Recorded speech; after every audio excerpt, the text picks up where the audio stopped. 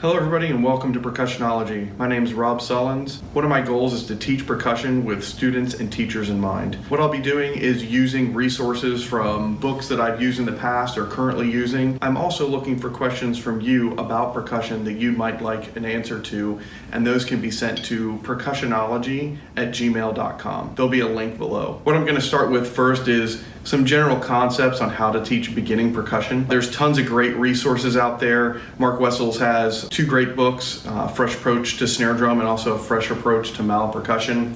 Wyle has a great book as well, Simple Steps to Successful Beginning Percussion. Also, there's a great book by Chapple called The Packet.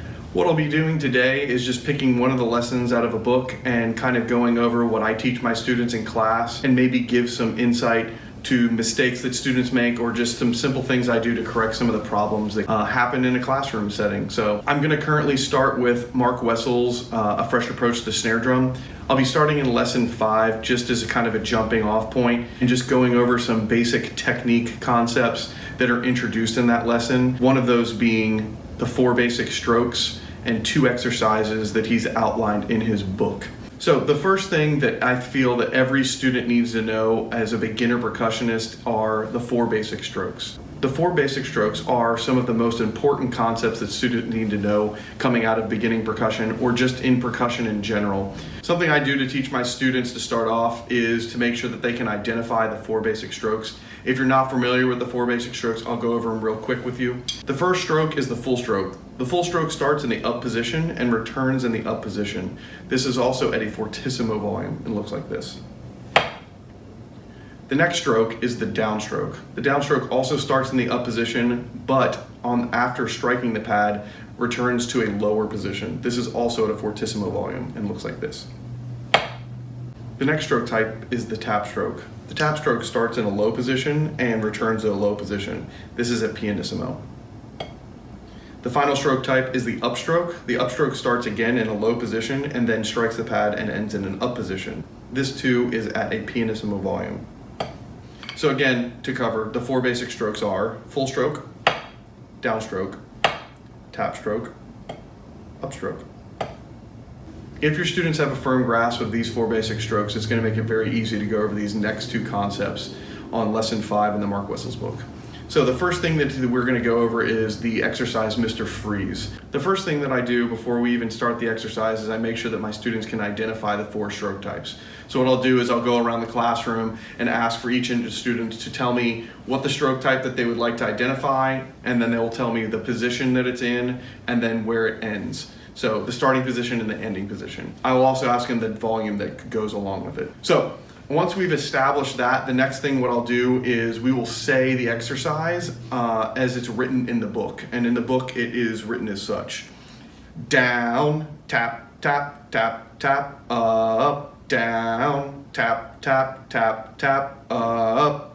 Once they've established this, what we'll do is also maybe say it in the sticking pattern. We'll say right, right, right, right, right, right, right, right, right, right, right, right, or we'll do it off the left hand as well. The next thing we'll do is play the exercise. For my students, what we do is we start in the up position, mainly because we're starting this particular exercise using the 4 basic strokes. What I'll have them do is say the stroke type as they're playing it. So it'll look something like this.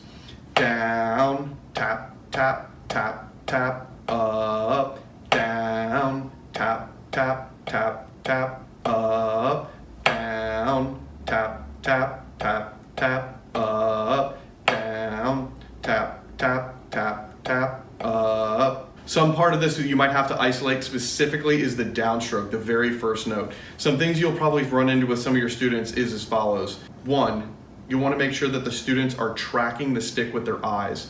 So when they're playing the downstroke, the important thing is that their eyes start here on the bead and follow the stick down to the pad. And I'll even have them say down and making sure that their eyes are following.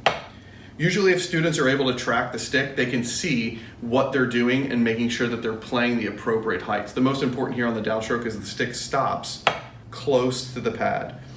One other thing that we'll want to look for is making sure that the stick isn't bouncing up too high. Usually this occurs because students are not keeping their fingers on the stick. and they're opening their fingers up. So if the fingers are not close or on the stick or keeping close to the palm of the hand, you'll end up with something that looks like this. So this occurs because my fingers are opening. I don't want the students to squeeze the stick, and I try to make it very clear that once they strike the pad, it's actually rebounding to a lower height. So they'll strike the pad, and I'll do slow motion just like this. I'll go strike and rebound. And I'll make sure that they understand that it stops low to the pad. The next thing I'll do is make sure that they can see that the stick wiggles at the bottom. And sometimes that's okay. And what we want to try to do is see if we can get them to actually stop the stick closer to the pad. The most important thing is if students make a mistake, give them time to correct it. So they might strike the pad and end up in this position, and then give them a moment to point the stick down at the pad. And I literally tell them, point the stick at the pad. So again, once I feel that they're comfortable enough with stopping the stick low to the pad, we'll go to the next note. Okay, the next thing would be down, tap, tap, tap, tap. And I'll make sure that they can at least do those stroke types correctly.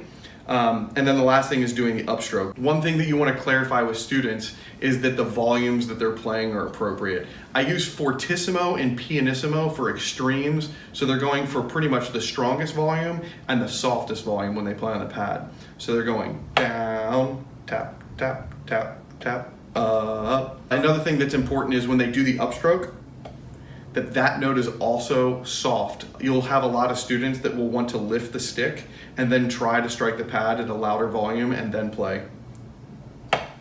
One thing you can do to make sure that they're not doing this is compare the tap stroke volume to the upstroke, and they should sound the same. Your students are going to make tons of mistakes. Let them make the mistakes and give them time to correct themselves. All in all, it should look like this. Down, tap, tap, tap, tap, up, down, tap, tap, tap, tap, up, down, tap, tap, tap, tap, up, down, tap, tap, tap, tap, up.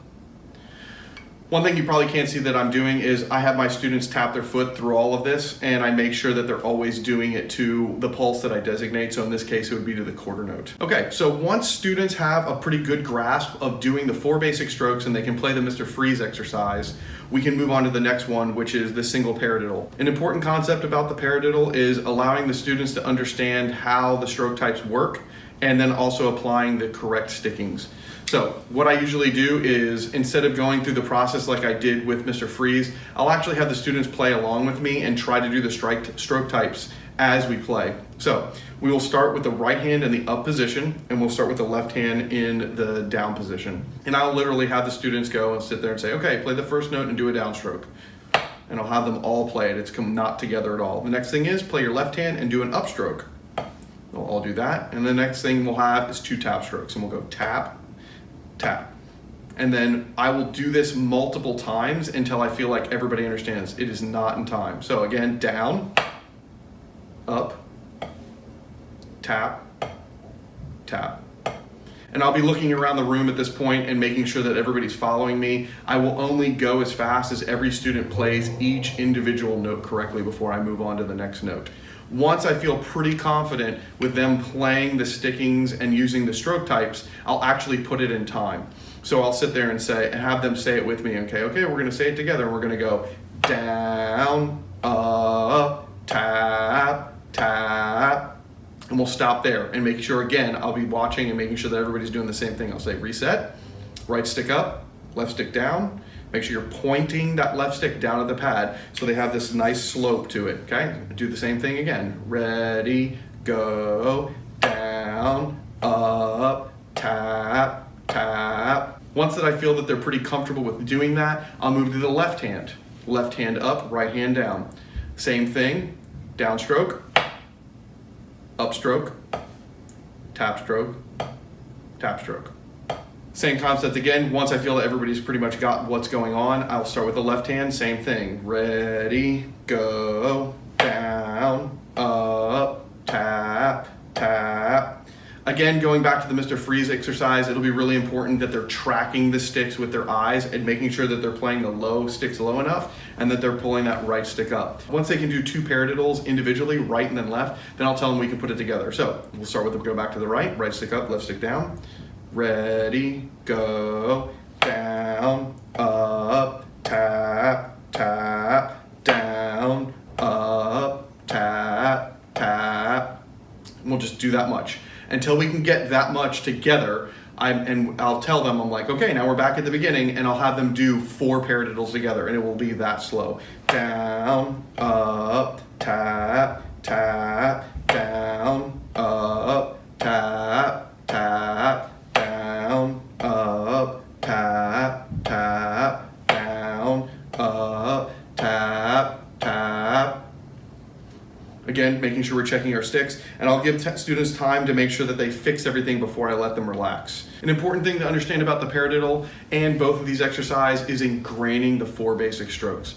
If your students can play the 4 basic strokes, their level of efficiency and how it applies to music in general will be critical for their growth and success and for percussion. If you have any questions about how that technique works or anything that I do specifically to teach my students those concepts, or if you'd like more detail about those things, I'll be more than happy to respond. Again, you can email me at percussionology@gmail.com. I will also have links to Instagram and Twitter, so if you'd like to reach out to me there as well, feel free to do so. Hope this is helpful. Wish you guys all the best of luck, and please send your questions and subscribe to the channel below. Thanks a lot, guys.